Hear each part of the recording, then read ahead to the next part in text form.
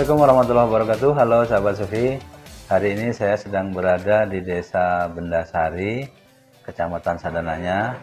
Kami akan bincang-bincang dengan Kepala Desa Bendasari, Bapak Jalil Kurdiana ya. Yang pertama kita akan bagaimana dampak bantuan PSP, kemudian BLT terhadap masyarakat Bendasari. Kemudian kita juga akan apa sih potensi yang bisa dikembangkan di Desa Bendasari. Assalamualaikum Pak Gu. Waalaikumsalam warahmatullahi wabarakatuh. Sehat Pak Gu. Alhamdulillah. Pak Gu, ini dalam beberapa minggu ini maraton ada pembagian apa? BSP Sampai 2 tahap. 2 tahap. 2 episode. Hari ini BLT. Dede ya, Iya. dari. Pak Gu, kira-kira itu dampak ke masyarakat kita gimana Pak Gu? Ya secara sepintas jelas masyarakat mana ada masyarakat menolak diberi Oh gitu. kirang. Hanya sisi positif dan negatifnya itu relatif. Iya. Di satu sisi warga masyarakat bagi yang tidak punya benar punya penghasilan ya sangat terima kasih. Tapi di sisi lain ditakutkan ini jadi istilahnya dalam rangka apa itu terlena keenakan ya. sehingga tidak ada kreativitas serta inovasi. Yang jelas kami senantiasa selalu mengaplikasikan apa yang dari pemerintah.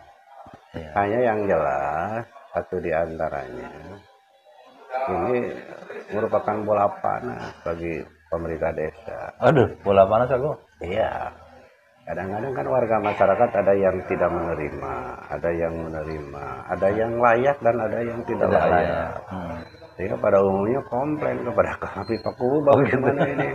Sedangkan orang lain tetangga yang ekonominya gini, menang, mendapat, sedangkan saya gini, enggak.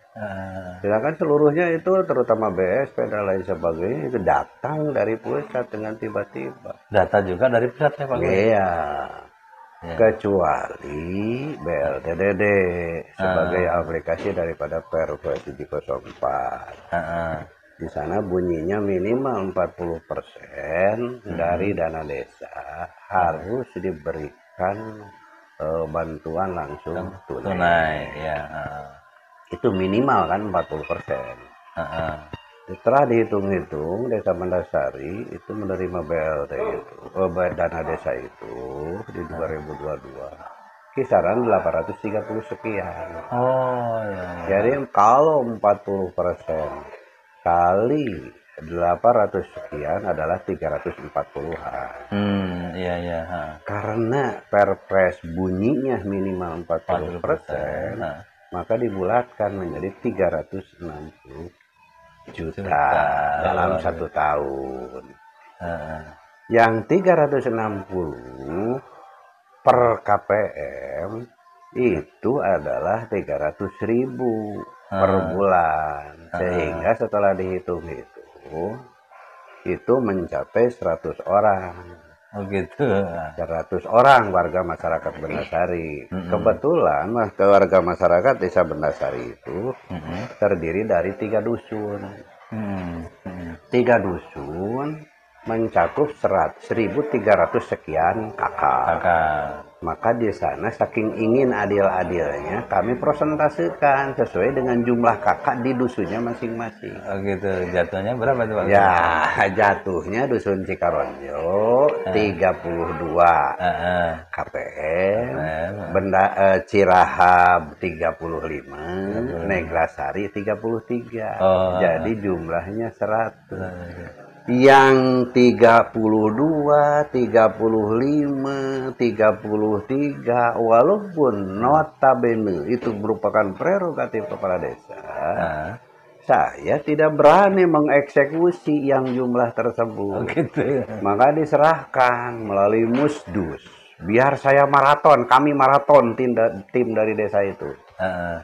Malam anu di dusun anu dihadiri oleh para RT, para alim ulama, tokoh terkemuka, BPD LPM yang ada di sana untuk memutuskan siapa orang yang 32 yang memenuhi kriteria. Putus hubungan kerja, Heeh. manula, tidak pernah menerima bantuan dari jenis apapun, Ya. sakit menaun, Hmm. kemudian rumah tangga manunggal dan lain tunggal Tunggal, dan ya. lain sebagainya. Hmm. Dusun berikutnya malam anu berikutnya, Gitu ya, ya. sehingga mudah-mudahan apa ya yang 100 orang itu benar-benar validasinya itu sangat ekstra. Tidak ada Baru ini ya jenis bantuan yang diberi pada masyarakat itu benar-benar aspiratif dari kami gitu. Iya. Sedangkan yang lain-lainnya apa PKH ataupun BSP, itu semua dari justru sana. itu merupakan bola panas bagi kami. Waduh. Kadang-kadang kecemburuan sosial gini, desa anu dapatnya segini, desa kita segini, cemboy kepala desa ini dan lain sebagainya. Aduh. Tapi itu resiko ya. Resiko, ya. Resiko.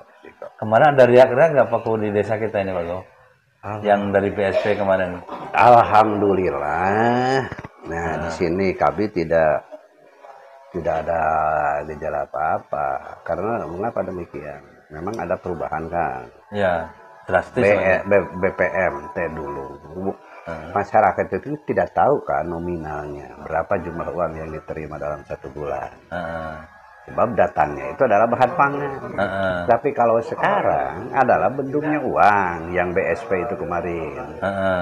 Secara kebetulan saya walaupun belum menerima juklak dan juknis tentang BSP anggaran 2022, saya berpegang teguh pada Pedum, pedoman umum.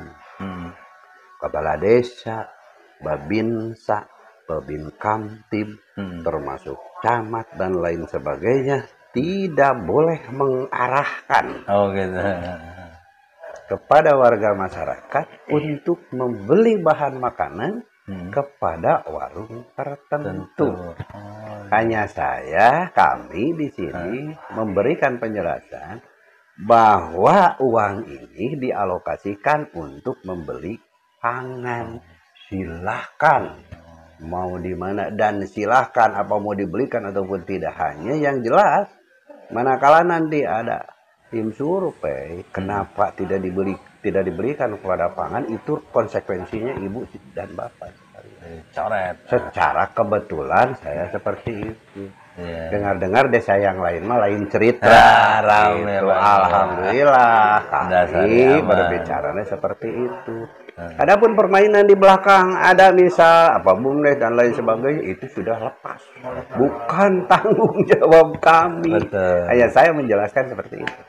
Jadi termasuk warung juga nggak ada riak ya Pak?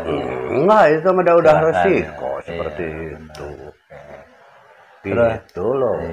Pak Ku, di samping kita ngobrol ini kita pengen tahu potensi Bendasari yang akan diunggulkan nih menjelang ke depan ini apa? Ya jelas potensi Bendasari pada saat sekarang sangat minim tentang PAD. Oh iya. Kenapa demikian? Bendasari tidak punya pasar, Bendasari tidak punya terminal, Bendasari tidak punya apa-apa. Hanya ada potensi yang bisa diberdayakan. Salah satu diantaranya ada aset pemerintah desa berupa tanah pengangonan istilahnya dulu. Itu tepatnya di Tanah Bubulak dengan luas 14,8 hektar. 14,8 hektar, bahkan sudah ke 4 tahun kami bergaining dengan pihak ketiga. Yang 7 hektar itu sudah dikontrak kerja menanam jeruk lemon, bahkan sudah menghasilkan. Tadi kami masih punya saldo sekitar 7 hektar. Alhamdulillah sekarang itu sudah dari jalan setapak 1,25 meter, 1.250 meter, sekitar 1 kilo lebih. Sudah pembuatan jalan dengan lebar 5-6 meter. Sekarang dalam tahap pengerasan. Bahkan di waktu dekat ini punya anggaran dari pemerintah Kabupaten Ciamis itu 1 miliar untuk dialokasikan sampai di hot mix, entah di babat beton. Hanya kemampuannya, volumenya hanya mencapai 500 meter. Ya, ya. Mungkin itu salah satu tumpuan bagi warga masyarakat Desa Bendasari, khususnya pemerintah Desa Bendasari, manakala